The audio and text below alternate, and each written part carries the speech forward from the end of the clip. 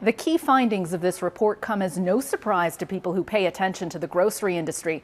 The five biggest players, Loblaws, Metro, Empire, which owns Sobeys, Walmart and Costco, dominate an estimated 85 to 95% of the Canadian market. Food economist Sylvain Charlebois, who provided input to the Competition Bureau for this report, says there's room for more competition and closer scrutiny of how grocers set prices. Margins, although they've been average, generally speaking, they are actually double of what they are in the US. So grocers are in a cozy environment in Canada. Margins are actually much higher. A big question this report answered was related to margins, the amount of profit grocers make when they sell food. Executives have consistently said their margins have remained steady on food items, but the competition watchdog's investigation found the country's largest grocers increased gross margins on food by a modest but meaningful amount over the last 5 years, meaning there is room for competition in the industry.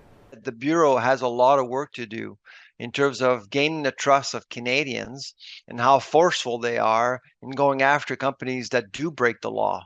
And I do believe that there is a price fixing culture in the food industry.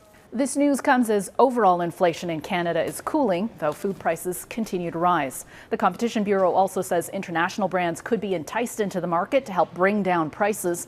This report calls for standardized packaging units to crack down on so-called shrinkflation. That's where consumers pay more because the price of an item remains the same, but the amount of food is reduced. The recommendations are aimed at all levels of government and comes as the Bureau continues its investigation of the bread price-fixing scandal involving the country's biggest grocers conspiring to artificially inflate the price of bread in 2007 and 2011.